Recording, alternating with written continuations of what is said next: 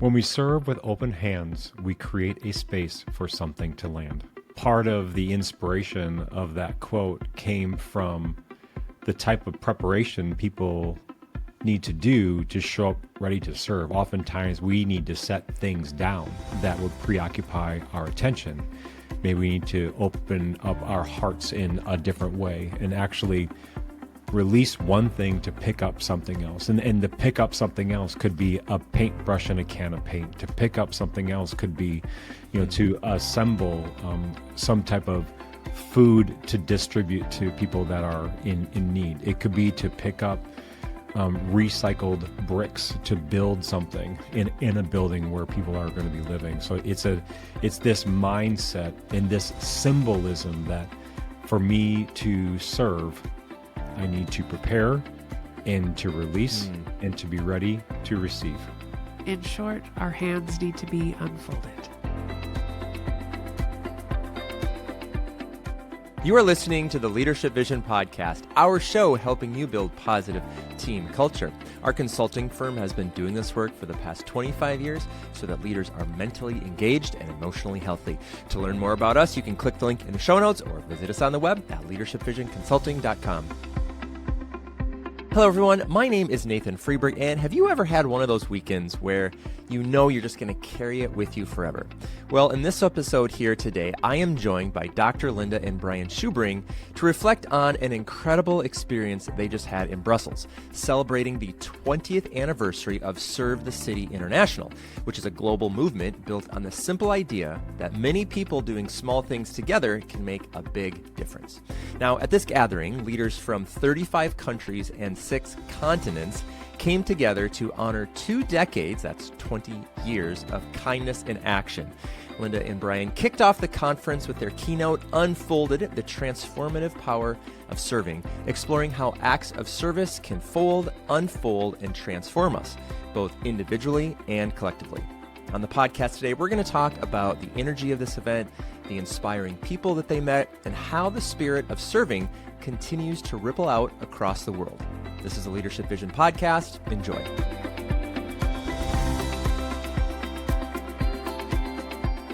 Linda and Brian, welcome back. This is not the How to Get Over Jet Lag podcast.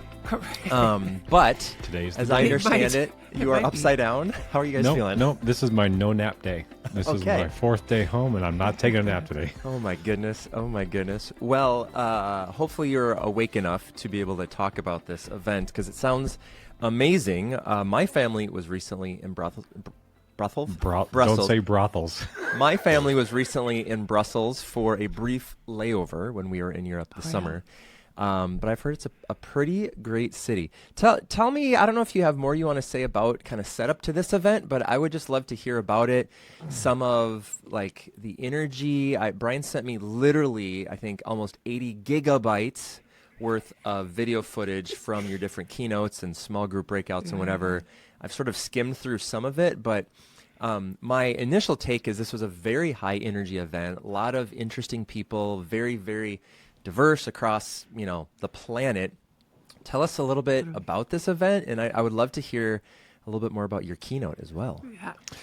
Well, the event was really a special event with these leaders coming together from all over the world. And what was meaningful, one of the many things that was meaningful to me was that I'm good friends with Carlton, the founder of Serve the City International. And 20 years ago, I remember being in Brussels when Carlton was sharing with me this vision that he had and what he wanted to do with this idea of how to meet the needs of the people that were in the city of Brussels. And then at that point, there's just like a few ideas on what they could do and what needs they were able to meet. The dream was much bigger than the actual service that was happening.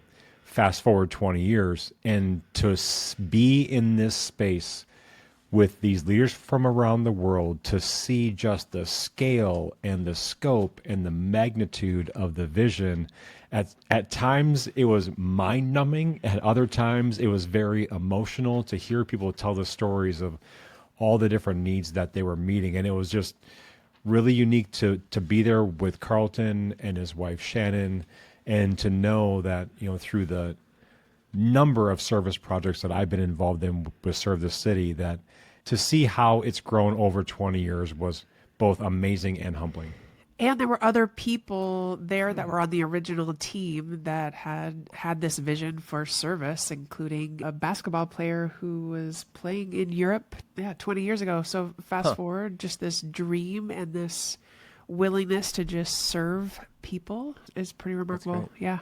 One thing I noticed on the videos was that you began the sessions with like a guided meditation. Yes. Is that a new thing? Like it was so cool because as I was watching the video, I was just kind of skimming through it, like lining it up. And then I was like, what is he doing? And then I just was sort of sitting there for a moment, just kind of like doing it almost.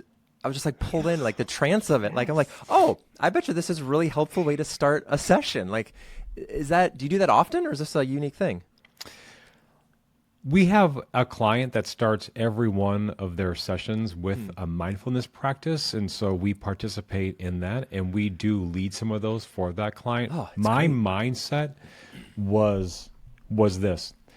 People quite literally had arrived the morning of the conference from places like India and Pakistan and Sri Lanka and South Africa. The Gold Coast of Australia and all over Europe and the West Coast of the United States. And some people were fighting in Minneapolis, and some people, had visa issues and travel challenges. So my mindset was this: how can we come together as a collective of global individuals and center ourselves and just be able to give ourselves a gift? And that gift is a moment of stillness and silence. Because Nathan, international travel is hectic, it's stressful, it's anxiety filled, there's a lot of movement, a lot of noise. And I thought, let's just take a few moments, give ourselves a gift of being still and quiet. And we know that when you have a large group of people that enters into a state of being still and quiet with open hands, and they begin to breathe together,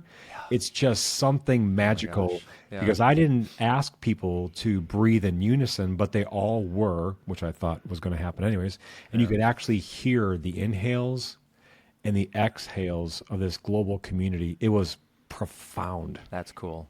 That's cool. And we had interpreters. So there were some volunteer interpreters that were translating into French. And there were French-speaking countries from Africa represented, as well as Belgium and France, of course. And so they were doing interpretation. And it was like the museum interpretation where they would put in headphones and like the little earpiece. Yeah.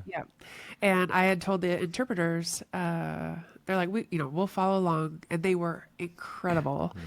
And I just said, during this portion, it's gonna feel quiet, and so just cue it that this is just a time that that we're gonna center together, and it's great. Yeah, it was powerful. And what I was surprised by is how many people came up to me in the next 2 days and talked about that moment. And how much it meant to them, and how they were feeling certain feelings or what their mind was doing, and then to end it with thanking their neighbor for coming to the conference, I think was quite special too. Well, like I said, it just took me off guard. I was just like kind of sucked into this video. I was like, oh wait, and it just like took a moment, and it was really. So thank you, Brian. Thank you. Yeah.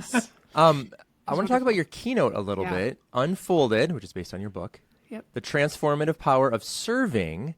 Maybe this is the whole talk, but what parallels are there between acts of service projects, whatever you want to call it, and really good, effective leadership? Like, what's the connection there?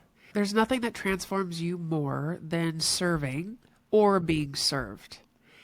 And there are just lessons that you learn in the process of rolling up your sleeves. There are things that you learn when you're in a state of need and need to receive. One of the things that Brian and I were talking about as we were even preparing for this conference was so many of our examples of leadership and lessons learned in leadership are rooted in our service. So whether it was working with the university students in Juneau, Alaska, whether it was in other service opportunities, volunteer opportunities, there's just been well, Nathan, I even talked about our time together in Queens. I heard that. Yeah. Did you? Yeah. Yeah. The inhaler. I did watch that part Yes. too. Yeah. Yeah. Yes. So you can vouch that it was an actual story. Oh, yeah. You were there, and so one thing led to another, and we just harnessed some of the stories that yes are leadership lessons, but lessons that are from our lived experience that speak to the transformative power of serving.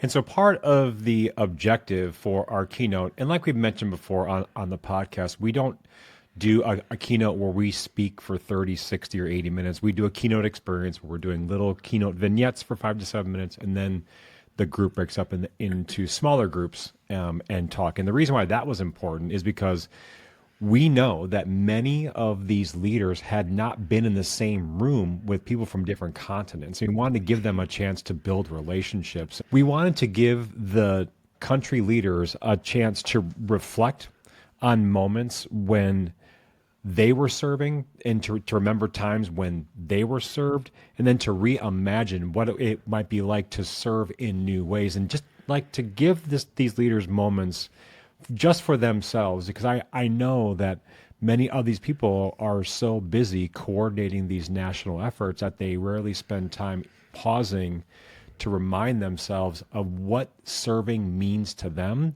how serving has unfolded and taught them lessons about who they are, and how they've reshaped even the serving experience where more people's needs can be met. Yeah.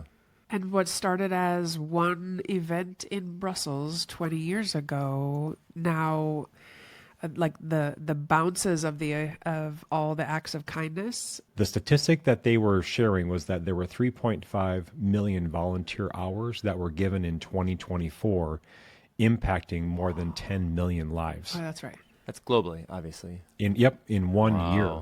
Yeah, that idea of kindness, or the Serve the City motto, philosophy, whatever, just like many people doing small things together can make a big difference. I'm wondering if you can talk a little bit about, like, how do leaders use that same philosophy, like, I guess, to cultivate a culture of kindness and collaboration and shared purpose on their teams? Because I would imagine that would lead to a lot more productivity, a lot better bottom lines, et cetera, et cetera. Like, what's the translation?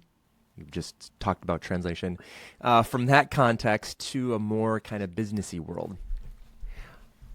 Well, I don't know if it's even translation, because there's a lot of people in the businessy world that are leading these volunteer efforts. Sure. So there are paid workers, as well as there are many volunteers, and they have jobs and PhDs and are literal world changers. And some work in the parliament, some work for the UN, so I think the translation is there are obviously a lot of organizations that really believe in the power of service. In particular, some of the sponsors of this event included Toyota and UPS, and their companies were founded by people who serve and who believed in making a better place for humans to exist. And so I don't know if there is a translation. I just think it is almost emerging. Shannon, one of the kind of co-founders, I guess, as well, she is married to Carlton, and she always likes to say that people that serve with Serve the City are hope artists. And right? And it's so inspirational to think about in the times of uncertainty and chaos. Like, what do you do? Well, pay it forward. Well, offer that same help to someone that can't afford your services. So being around people that were really others focused was important, and our challenge was don't forget to care for yourself and note the needs that you have yourself. I had the opportunity to have lunch with the European director of the Toyota Mobility Foundation, and we spent the entire time talking about how important service is within the business context. And this is how the conversation unfolded, is we talked about how service opportunities create this unique experience where people begin to learn how they can actually care for someone in need by, not only being in an environment where serving is an option, but in how they even prepare to show up. Because sometimes in the business context, we don't really prepare ourselves to serve the colleagues that we're working with. So when we go outside the organization and serve people that are in need, we create this connection with one's capacity for compassion and care for someone else. And through the demonstration of compassion and care for a stranger, we can then be reminded of how we can demonstrate similar compassion and care towards those that we work with, often within a business context. Through the experiences that teams have, we become guarded and maybe more protected with the ones that we're working with. And those are actually the people that may need our care and compassion the most, is those that we understand the most in the business context. So this gentleman and I talked about all the reasons why teams, through the act of serving, can not only better understand individual care and capacity, but also how they can serve one another. I like that. I think there's something about just doing something like, service project or something like that together outside of, the quote unquote office, that gives you a whole different perhaps level of understanding or insight into someone that you work with. And that in and of itself can be, a powerful lesson. You guys did a breakout session. Yes. On change, challenge, uncertainty, all words that I'm completely unfamiliar with. Okay, we can enlighten you. Yeah, I would love it if you could tell me what that was about, and maybe even just like the advice that you gave to some leaders trying to navigate some of those hot words on their teams and their organizations. Like, just talk a little bit. Give us a little taste of what people took away from that session. The objective of our breakout session was to recognize that right now, all of us feel overwhelmed by uncertainty. We have uncertainty on many different levels, and it seems like every resource that we use to get our news or recreation or just updates on things is filled with negativity, negative messages, and we just feel that this uncertainty in our social and political world is overwhelming. And people feel paralyzed by that. And what we wanted to do in this session was to recognize that there's uncertainty all around us, but that there's also a certainty within us that will help us navigate whatever uncertainties that we're facing. And the way that we approach this is we want to remind people that throughout our entire lives, we faced challenges every day or each week, challenges that have been met by our own capacity that we have within us. And we've done that successfully. And we've also wanted people to recognize that throughout their lives, they've also faced change where they had to learn something new, change a new direction. And that through reminding ourselves that we've navigated challenge and we've gone through changes, that when we face uncertainty, sometimes the best way to begin to navigate uncertainty is to accept the challenge in the moment or to redirect and pursue change. One of the beautiful things that we learned as they were sharing their experiences is the supportive family and loved ones that help them continue to push through in hard times. And to hear that thread and that commonality, once again, across continents, in completely different climates and cultures in different cities, was just really encouraging. There were so many similar messages with just a different flavor or different accent. And one of the unique things that happened was because the breakout followed our keynote, we were able to use one of the dominant metaphors of our keynote, and that is we are each a map. And we wanted to use that map metaphor with our breakout session in about uncertainty, because we asked people to think of their unfolded map and to think about like reading the map and to name or to put your finger on the places where you faced challenges. Who was there? What was around you? What was the year? What was that challenge like? Then when we got to the change section, we want to remind people that change is seasonal, but where on your map did you see change? And people were able to use that metaphor of map to be able to say, this change happened here, and it was at this intersection in my life in 2007 that I had to face this one experience. And so that metaphor played through to this breakout session on uncertainty. That's great. As I was teeing up this session, unfolded how to approach challenge, change, and uncertainty, I realized there are many ways to approach it, and sometimes it's like, blah! Yeah. And I think they were there and they were assuming, I was hoping, that they were assuming that this wasn't a lesson in how to freak out more, but actually how to calm down a little Not bit more. freak out so much. Yeah. Exactly. And oftentimes when you have servant leaders that are making worldwide impacts in their city, and they come to a session like this to get some maybe tips and tricks about how to help this person, and then what can I grab and take back to my context, and how could I plug in this nugget here or there.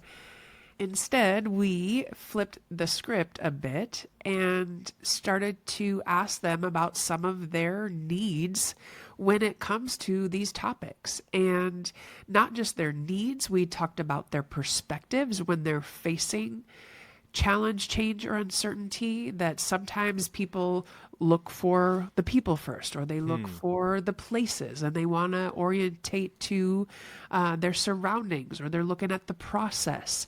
And we take different perspectives when it comes to some of these topics.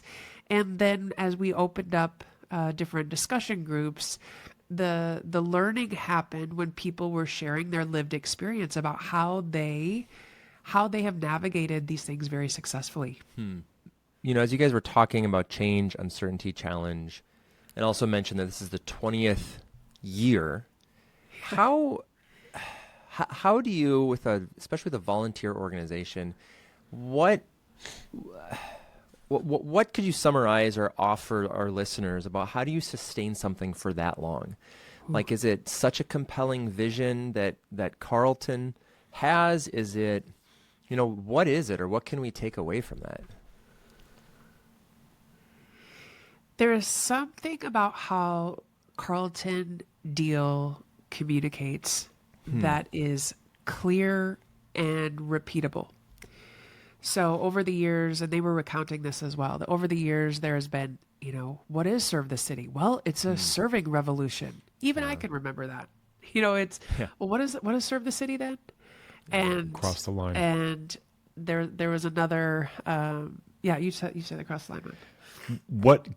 What Carlton and the movement has done is they've created these phrases that are pocketable, they're memorable, they're repeatable by people. And in one of the main sessions, they were talking about all these different phrases. So one is a serving revolution. The other is cross the line. And that cross the line was a story about how there are lines in every city. On one line is the affluent, and on the other side are those in poverty. And are we willing to cross the line? There's another phrase, we know them by their need, can we know them by their name? Oftentimes people in need are known by, the person that's begging for money by the corner next to the convenience store. Well, we know their need and what they're doing, but do we know them by their name? Small acts of service. Like, these are all different phrases that are easy to understand and to repeat. And what Carlton is doing is he has a vision, and the way that Carlton communicates the vision ignites something within individuals that then allows or empowers them to pursue their vision for serving other people wherever they are in the world. And I think it's a DNA that has been multiplied, and it's contagious. So one of the sessions that we sat in on as well was one where, the service project started in Brussels, but then it went to Geneva, Switzerland. And then someone in Switzerland picked it up and then took it to the Philippines. And then someone from Amsterdam inspired someone in Australia. And so the contagious nature of this movement is what actually makes it stick. And some of these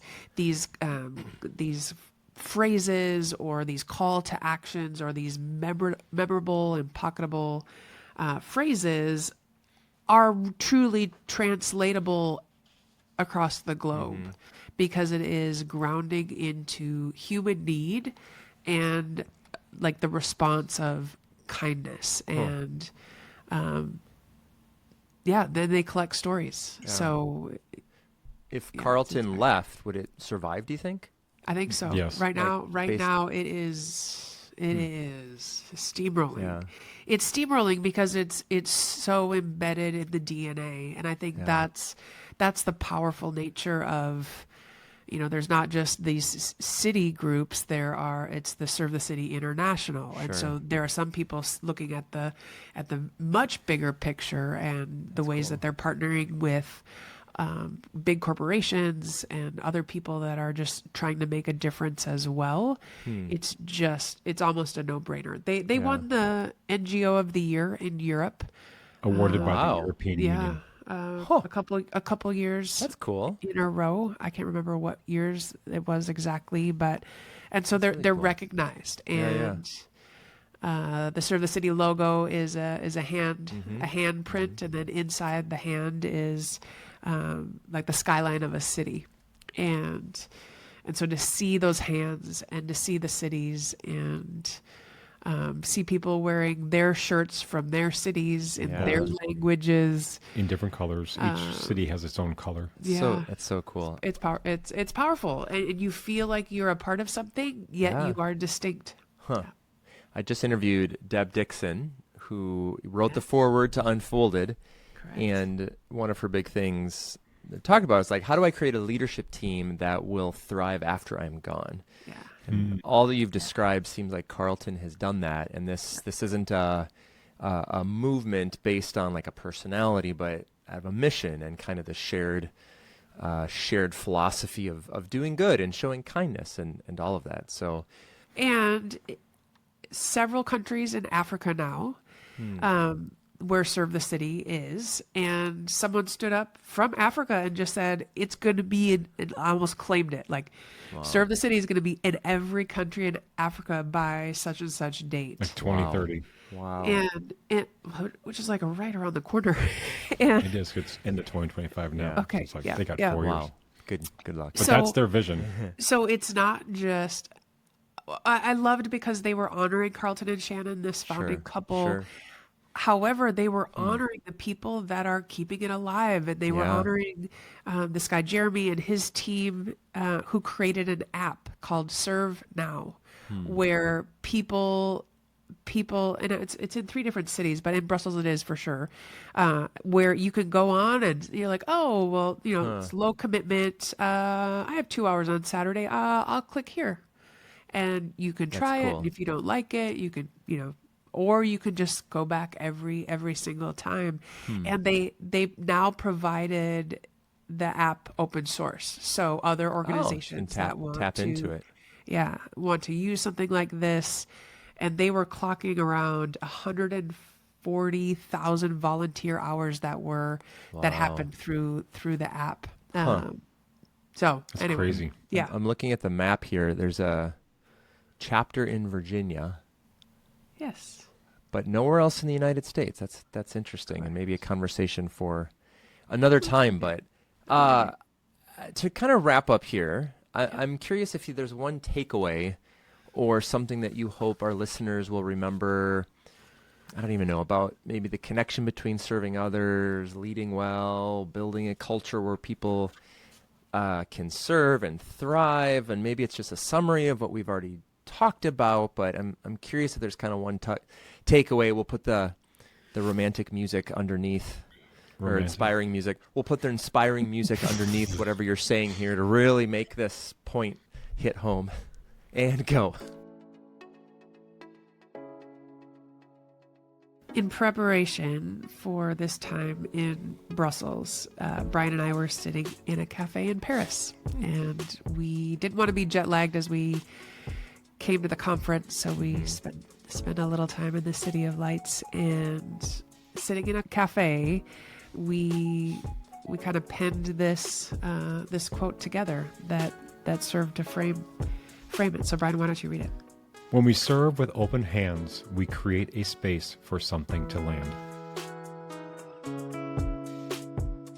Part of the inspiration of that quote came from the type of preparation people need to do to show up ready to serve. Oftentimes we need to set things down that would preoccupy our attention. Maybe we need to open up our hearts in a different way and actually release one thing to pick up something else. And to pick up something else could be a paintbrush and a can of paint. To pick up something else could be, to assemble some type of food to distribute to people that are in need. It could be to pick up recycled bricks to build something in a building where people are going to be living. So it's this mindset and this symbolism that for me to serve, I need to prepare and to release and to be ready to receive. I love In that. short, our hands need to be unfolded.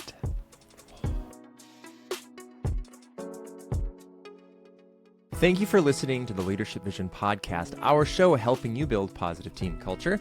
If you found value from this episode or any of our other materials, we would appreciate it if you follow us on the social medias, if you followed us and subscribe to our podcast on Spotify, on Apple Podcasts, wherever you get your great podcasts. And please join our free email newsletter. There's a link in the show notes. You can click that link to get more information about us or just visit us on the web at leadershipvisionconsulting.com. My name is Nathan Freeburg. I'm Linda Schubring. And I'm Brian Schubring. And on behalf of our entire team, thanks for for listening.